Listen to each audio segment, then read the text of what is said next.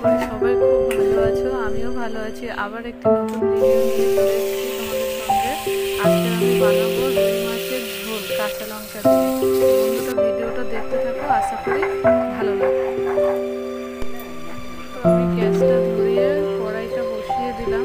কড়াইটা গরম হয়ে গেলে আমি মাছগুলো ভেজে নেবো। এখন আমি মাছের মধ্যে নুন হলুদ মাখিয়ে নিচ্ছি। কড়াইটা গরম হয়ে গেছে, এবার আমি তেল দিয়ে নেবো। তেলটা গরম হয়ে গেছে, এবার আমি কড়ার চারিপাশে নাড়িয়ে একে একে মাছগুলো ভেজে নেব।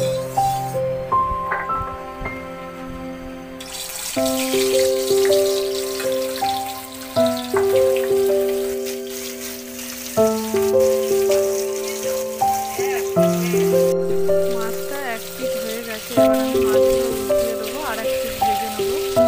তো মাছগুলো ভাজা হয়ে গেছে, এবার আমি তুলে ফেলবো। আমার মাছ ভাজা হয়ে গেছে, এবার আমি গরম তেলের মধ্যে আলুগুলো দিয়ে দেবো। আলুর মধ্যে নুন হলুদ দিয়ে আলুগুলো হালকা লাল করে ভেজে নেবো।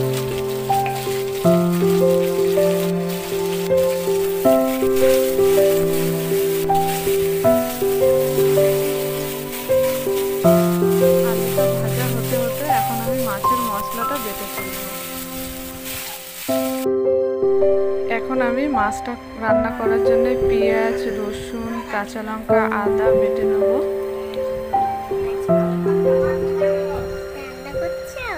হ্যাঁ মাম্মাম, রান্না করছি। তুমি খাবে তো?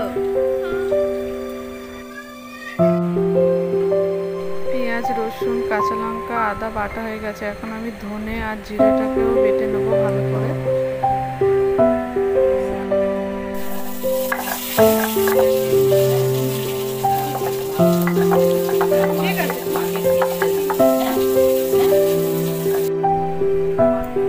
মশলা বাটা হয়ে গেছে,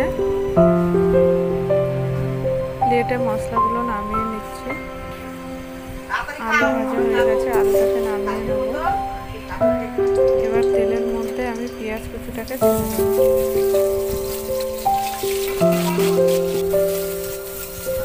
পেঁয়াজগুলো ভালো করে ভেজে নেব।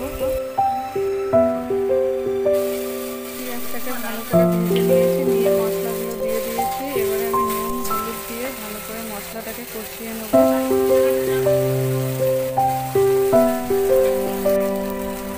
মশলাটার মধ্যে আমি 2-4 দানা চিনি দিয়ে দিলাম।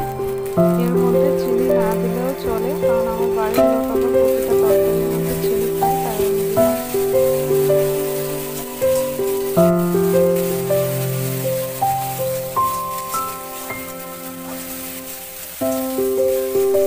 মশলাটা আমি ভালো করে ভেজে নিয়েছি, এবারে জল দিয়ে দেবো।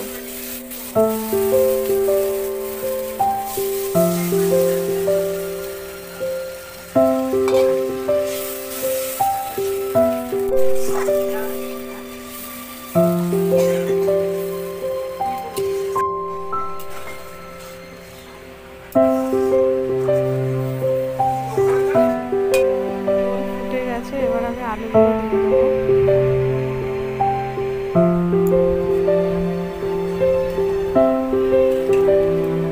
আলুগুলোকে ভালো করে সিদ্ধ করে নেব।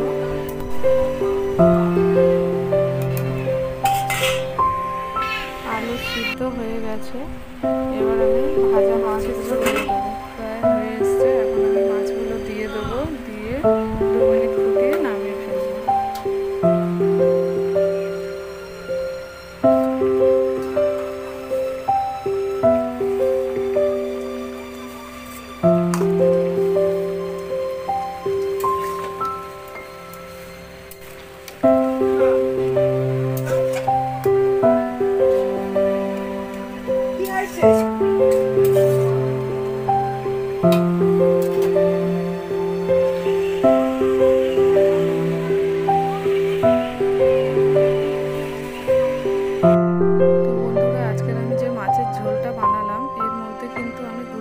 ব্যবহার করিনি, এটি আমি কাঁচা লঙ্কা দিয়ে বানিয়েছি। তোমরা যারা গুঁড়ো লঙ্কা খেতে পছন্দ করো না, কাঁচা লঙ্কার তরকারি খাও, এরকমভাবে বানিয়ে খেয়ে দেখো বন্ধুরা, খুবই ভালো লাগবে।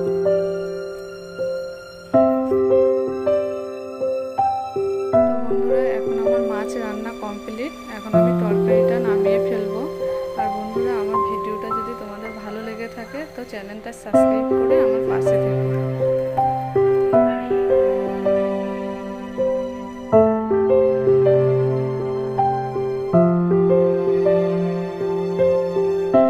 আর তোমরা যারা গুঁড়ো লঙ্কা খাও তাদেরকেও বলছি, তোমরা এমনভাবে কাঁচা লঙ্কা দিয়ে রান্না করে খেয়ে দেখতে পারো, আশা করি ভালো লাগবে।